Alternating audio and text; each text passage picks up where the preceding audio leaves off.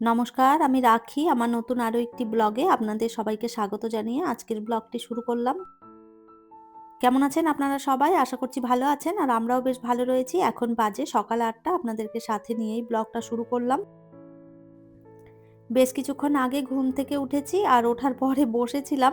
তো তারপরে দেখলাম অনেকটা বেলা হয়ে গেছে। বেশিক্ষণ বসে থাকলে দেখব যে বেলা গড়িয়ে যাবে। আর এমনি ছোট দিনের বেলা, বেশি দেরি করে কাজবাজ শুরু করলে না খুব একটা তাড়াতাড়ি কাজ শেষ করা যায় না। ওইজন্য ভাবলাম যে না, বসে না থেকে আমি কাজগুলো সেরে ফেলি। তো এই যে সবার ১ম এ বিছানাটা তুলে নিই। আর এই বিছানার মধ্যেই বসেছিলাম এতক্ষণ। তো যাই হোক, বিবেকও উঠে পড়েছে। ও গেছে ব্রাশ করতে আর এই ফাঁকে আমি বিছানাটা গুছিয়ে নিচ্ছি। আজ এই বেডরুমের বিছানার চাদরটা একটুখানি চেঞ্জ করে দেব। কেননা ওই চাদরটা কয়েকদিন ধরেই পাতা রয়েছে। ওইজন্য ওটা তুলে দিলাম।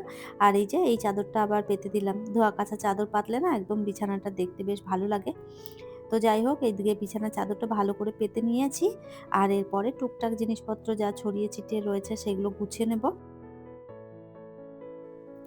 সকালবেলার দিকটাতে জানলা একদম খোলাই যায় না। জানলা খুললে এত বেশি হাওয়া আসতে থাকে না, তো প্রচণ্ড ঠান্ডা লাগে। ঘরগুলোও প্রচুর ঠান্ডা হয়ে যায়। ওইজন্য জানলাটা আটকে দিলাম। এরপরে চলে এসেছি। কয়েকটা কাপড়-জামা আগে থেকেই মেশিনের মধ্যে ভরা ছিল। আর এই যে কয়েকটা কাপড়-চোপড় আরো রয়েছে, ওইগুলো দিয়ে দিচ্ছি। বালিশের কভার, তারপরে এই যে গামছা-টামছা যেগুলো বেরিয়েছিল সেগুলো দিয়ে দিলাম। আর বিছানার চাদরগুলো আজকে আর দেব না। ওই ঘরের একটা বিছানার চাদর আর এই ঘরের একটা বিছানার চাদর, দুটো বিছানার চাদর জমা হয়েছে। তো ওই বিছানার চাদরগুলো আলাদা করে কাচবো। কাপড়ের মধ্যে যদি বিছানার চাদর একসাথে দেওয়া হয়, তখন দেখা যায় কি ওই কাপড়গুলো সমস্ত ওই বিছানার চাদরের মধ্যে ঢুকে একদম দলা পেকে যায়।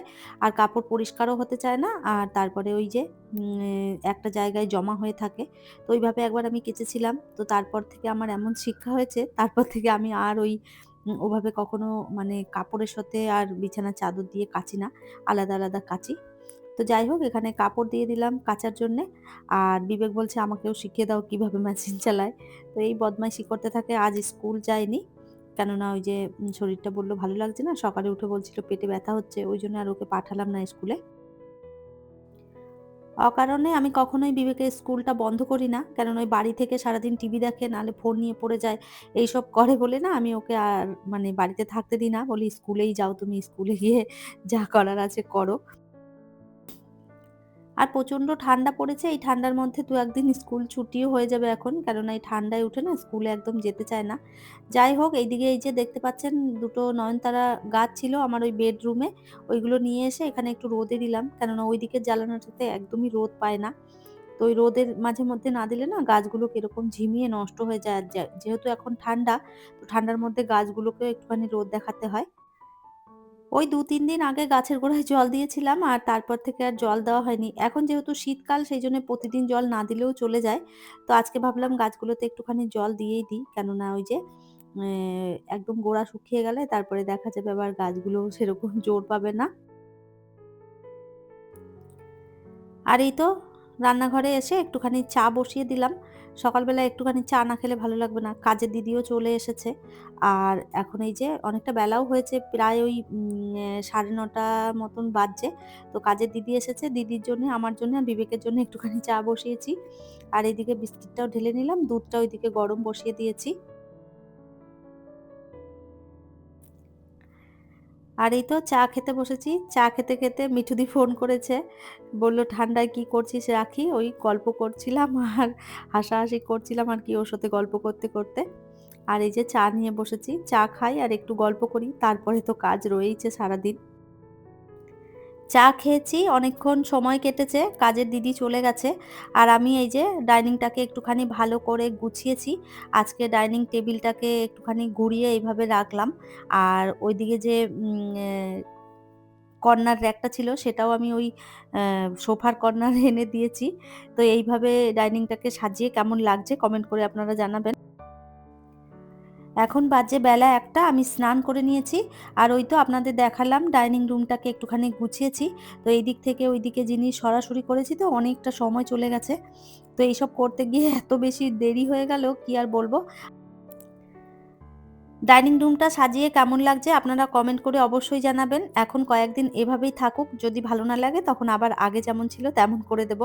তো আপনারাও কমেন্ট করে জানাবেন কেমন লাগলো আমার গোছানোটা। স্নান করতে যাওয়ার আগে কাপড় যেইগুলো মেশিনে দিয়েছিলাম সেগুলো সমস্ত মিলে দিয়ে গেছিলাম। আর এরপরে যাবো আমি আর কি পুজো করতে। অনেকটা বেলা হয়েছে, আজকে পুজো করতেও অনেকটা দেরি হয়ে গেল। তো কি আর করব, সবসময় তো আর সময় মতন কাজ হয় না। সংসারের অনেক কাজ থাকে। তো যাই হোক, এখন চলুন পুজো করে নিই তাড়াতাড়ি করে।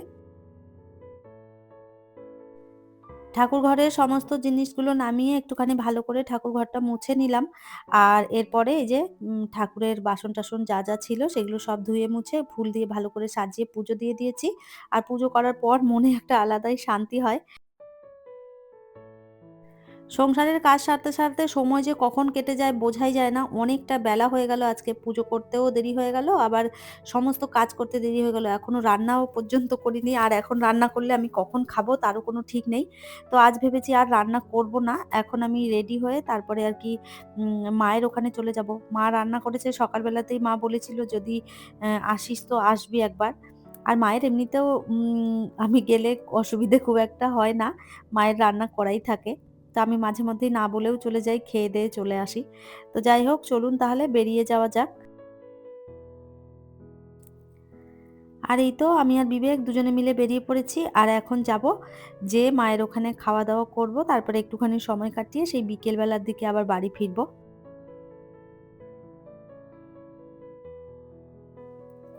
মায়ের ওখানে গিয়ে দুপুরবেলায় খাওয়া-দাওয়া করে সেভাবে আর ব্লগটা কন্টিনিউ করতে পারিনি। আর এখন এই যে বাড়ি ফিরে যাওয়ার সময় ভাবলাম কিছু জিনিসপত্র কেনার আছে। ওইজন্যে একবারে মলে ঢুকে পড়েছি। এখান থেকেই জিনিসপত্র কিনে নিয়ে তারপরে যাবো আরকি বাড়িতে। মলে ঢুকলে একটা জিনিস নিতে গিয়ে আরো ৫ টা জিনিস নেওয়া হয়ে যায়। এটা একটা ভীষণ বাজে অভ্যেস। যখন দেখি এটা সেটা তখন মনে হয় কোনটা ছেড়ে কোনটা নেব। এই করতে, করতে না বিলটা অনেক বেশি হয়ে যায়। তো যাই হোক, এসেছিলাম ড্রাই ফ্রুট নিতে। কয়েকদিন ধরেই ভাবছিলাম একটু ড্রাই ফ্রুট দিয়ে লাড্ডু করব। তো ওইজন্যে আরকি নিতে এসেছিলাম। সমস্ত জিনিসপত্র নিয়ে নিয়েছি। এরপরে এই যে আখরোট দেখতে এসেছি। এত বড়, বড় আখরোটের প্যাকেট রয়েছে। তো ওইজন্যে ছোট প্যাকেট খুঁজছিলাম। তো দেখতে পাইনি। যদি পাই তো নেব। বেশ অনেক জিনিস কেনাকাটা করে নিয়েছি। আর এরপরে এই যে বিল করতে চলে এলাম। বিল করে বাড়ির দিকে আরকি রওনা দেব। আর এই তো বাড়ি চলে এসেছি। আসার পথে ওই দিক থেকে নিয়ে এসেছি মোমো। বিবেক বলল, "মা মোমো খাবো।" তো খুব একটা ভালো মোমো আমাদের এই দিকটাতে পাওয়া যায় না। মানে যে দোকানের কেনা মোমোগুলো এত বাজে বানায় কি বলবো আপনাদের। তো তারপরেও ছেলে যখন খেতে চেয়েছে বাধ্য হয়ে নিলাম। তো ভেবেছি যে ওর বাবা যদি আসে, ২-১ দিনের ভিতরেই বিবেকের বাবা আসবে। যদি আসে, আমার যদি সময় হয় তাহলে আমি একটুখানি বাড়িতেই মোমো বানিয়ে দেব। অনেকদিন পর্যন্ত বাড়িতে মোমো বানানো হয়নি। তো বিবেকের বাবাও খেতে পারবে, বিবেকও খেতে পারবে। বিবেকের বাবা এসে তো খুব একটা দিন থাকে না। ওই ১-২ দিন থাকে। তার মধ্যেই আর সময় হয়ে ওঠে না। যদি বাড়িতে থাকতো তাহলে এর মধ্যে অনেকবার হয়তো মোমো বানানো হয়ে যেত। তো যাই হোক, মোমোর অবস্থা দেখুন। চিকেন একদিকে আর মোমো একদিকে, সমস্তটা বেরিয়ে গেছে। তারপরেও কিছু করার নেই। এখন এই অবস্থাতেই খেতে হবে। চলুন দুজনে মোমো খেতে থাকি। আর ভিডিওটাও তাহলে আর বেশি বড় করব না। আমার আজকের ব্লগটা এই পর্যন্তই। ফিরবো নতুন ব্লগ নিয়ে। ততক্ষণের জন্য সবাই ভালো থাকবেন, সুস্থ থাকবেন। আবারও দেখা হবে নতুন একটি ব্লগে।